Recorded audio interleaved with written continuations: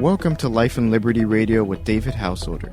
I'm Joshua Zay, and together, you and I are taking another step toward freedom, both spiritual and political. So get comfortable, breathe in, and ignite your imagination. Envision a society that is spiritually deep and truly free. It's easy if you try.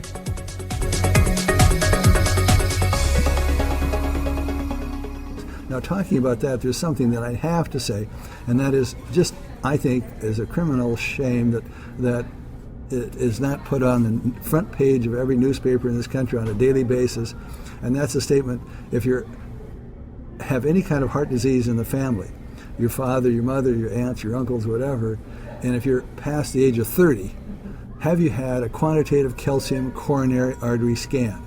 And if you're 30 years of age and older, you should have one of those every 5 years. And the reason for that is because that tells you the amount of calcium in your coronary arteries, which correlates with the amount of atherosclerosis or hardening of the arteries you're getting.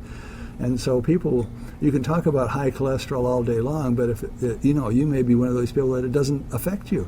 I've seen people with cholesterols of 300 and they're 70 years old and their arteries are fine.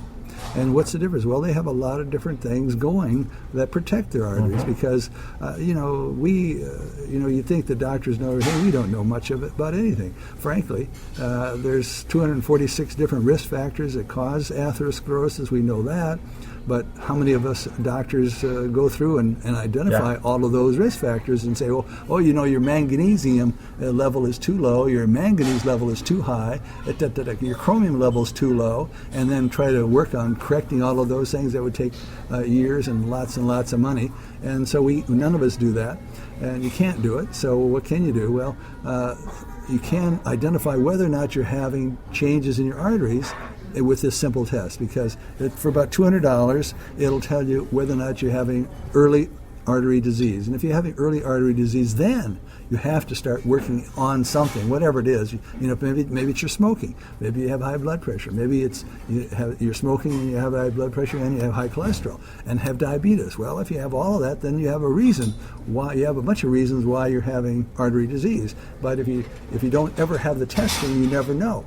Until and you can't go to your cardiologist because all they want to do is do a cardiac stress test, and you have to have at least 70% occlusion of your coronary arteries before they'll show anything positive. So that's way past when you want to find it. You want to find it at the very first sign that you are getting artery disease. You're having calcium, and when you have calcium in your arteries, that means that your arteries are no longer metabolizing food well, and your glucose is not being converted into energy. And if you don't have energy in your arteries, it can't heal.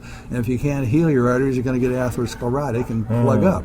And so you really need to have good metabolism going and keep those arteries healthy. And so like glutathione is you can buy glutathione, for example, at health food stores to try to keep your arteries healthy, because glutathione, the level of glutathione and ATP in your heart arteries is what correlates with your health and your longevity. The higher amounts of ATP you have in your body, the higher amounts of glutathione you have in your body, the longer you live and the healthier you are. It's well established. It was first published in 1986 as far as the glutathione is concerned, up at, of all things, at an anatomy meeting. No, it was a gerontology meeting in San Francisco. I attended. A guy from Kentucky, University of Kentucky, Department of Biochemistry, first published this in a poster session there, and I was there. And so we know that all of these things correlate to calcium influx into the wall of the arteries. And the calcium influx goes into the artery because of injury. Anytime you have an injury to the artery wall, you have calcium going into the wall of the artery and into the muscle cells, and once it gets into the muscle cells, it surrounds the mitochondria, and the mitochondria stop operating. Glucose cannot be converted into energy, ATP, and you get basically a lot of fat accumulating and fibrosis and scarring and atherosclerosis and heart attacks and stroke. So calcium influx is the final common pathway of cell death. And so any type of injury to the body causes this process, and anything you can do to help prevent that, you want to do. Now, magnesium, taking orally magnesium, a lot of magnesium on a daily basis, helps prevent that calcium from getting into the walls of the arteries. I've been doing that. That's really good. Because you asked me to start doing that. And look how good you look. You radio people can't see that. But you had me take that test. What's that called again? The quantitative calcium coronary Right. artery scan. Well, that's all for today on Life and Liberty Radio. Thanks so much for sharing this part of your spiritual journey with me. Now, the views on this program are not necessarily those of my advertisers, sponsors, places I work or do business with. They're purely my own, but I'm sharing them with you, so share your ideas with me.